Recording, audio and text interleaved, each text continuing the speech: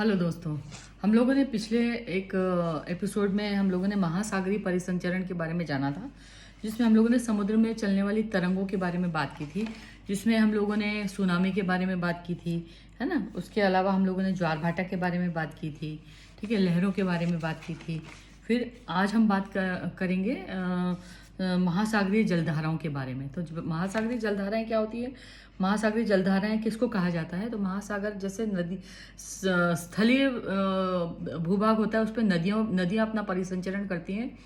उसी की तरह महासागरों में भी जलधाराएं होती हैं, है ना। अब वो जलधाराएं कैसे प्रवाह करती हैं, तो आइए इसको हम समझते हैं। तो महासागरीय धाराएं निश्चित दिशा में महासागर की सतह पर नियमित रूप से बहने वाली धाराएं होती हैं, यानी नदियां होती हैं।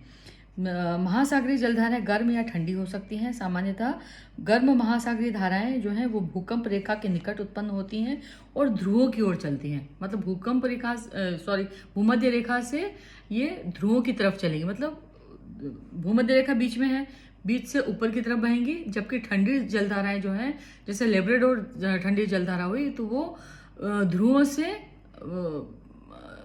भूमध्य रेखा की तरफ चलती है। मतलब दोनों का जो परिसंचरण है वो अपोजिट दिशा में होता है, ठीक है। तो इस तरीके से प्रवाहित होती है। ठंडी धाराएं ध्रुवों से उच्च अक्षांशों यानी उष्ण कटिबंधीय या निम्न अक्षांशों की ओर प्रवाहित होती हैं। लेब्राडोर महासागरीय धाराएं शीतल जलधाराएं होती हैं, जबकि गल्फ स्ट्रीम जो है वो गर्म जलधारा है। महासागरीय जलधारा किसी भी क्षेत्र के तापमान को प्रभावित करती है। तो तापमान को कैसे प्रभावित करती है? जैसे मान लीजिए गल्फ स्ट्रीम जो है, तो गल्फ स्ट्रीम जलधारा जिस स्थान पे बहती है, उत्तरी अमेरिका के बीच में बहती है वो, और वो विषुवत की तरफ बहती है। तो वो क्या करती है, उसका अमेरिका का जो तटवर्ती क्षेत्र है गल्फ स्ट्रीम के आसपास का, उस सबको वो गर्म बना देती है।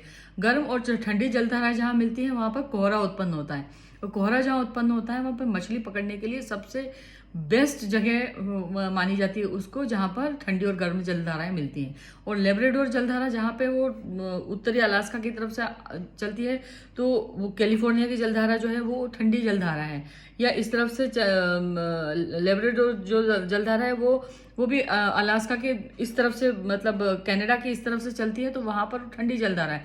तो वो क्या करती है, ठंडी जलधारा होने की वजह से वो उसके आसपास के क्षेत्र को जमा देती है। तो इस तरीके से जलधाराएं जो हैं वो तटवर्ती क्षेत्रों पर अपना प्रभाव डालती हैं। गर्म जलधारा जो है वो उसके आसपास के स्थान को गर्म कर देगी, और ठंडी जलधारा है वो क्या कर देगी, उसको जमा देगी आसपास के क्षेत्र को।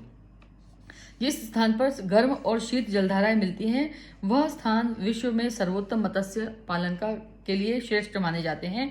जापान के आसपास उत्तरी अमेरिका के पूर्वी तट जो है वो इसके उदाहरण हैं। मैं इसका मैप जो है वो भी आपके साथ में शेयर करूंगी, जिसमें आपको मालूम पड़ेगा कि जो कौन कौन सी जलधाराएं हैं, और जैसे गल्फ स्ट्रीम जो है वो कहाँ से किस तरफ बहती है, लेब्राडोर कहाँ से कहाँ तक आती है, कैलिफोर्निया की जलधारा कहाँ से कहाँ तक आती है। इसके अलावा फिर हम लोग बात करेंगे अगर तो ब्राजीलियन धारा भी एक है ना, फाल्कन लैंड की जो एक धारा है वो भी एक जलधारा बहती है, ठीक है। तो ऐसी बहुत सारी जलधाराएं हैं जो कि समुद्र में अपने अपने क्षेत्रों के आसपास बहती हैं। और वहाँ जब वो यही धाराएं जब ठंडी और गर्म जलधाराएं आपस में मिलती हैं, तो वहाँ पर कोहरे वाला मौसम बन जाता है। और इसके फलस्वरूप वहाँ पे नौ संचालन, मतलब जहाज वगैरह चलाने में या नावें चलाने में वहाँ पे बाधा उत्पन्न होती, क्योंकि कोहरे की वजह से हम ज़्यादा दूर तक का दृश्य देख नहीं पाते। आपने देखा होगा ना, जब ठंडे पानी में हम गर्म पानी मिलाते तो भाप उठती है ना। तो ऐसे भाप जैसी स्थिति जब ठंडी और गर्म जलधाराएं आपस में मिलती हैं, तो वो क्या उत्पन्न करती है, कोहरा उत्पन्न करती है, भाप बन जाती है उससे, और उसकी वजह से जो परिदृश्य है वो कैसा हो जाता है, धुंधला हो जाता है, और वहाँ पर कुछ भी हमको आगे ज़्यादा दूर तक का दिखाई नहीं देता। तो मेरा ख्याल है आपको शायद ये बात अच्छे से समझ में आ गई होगी। और अगर आपके इसके अलावा भी कोई प्रश्न बनते हैं तो आप प्लीज़ मुझसे बात कर सकते हैं।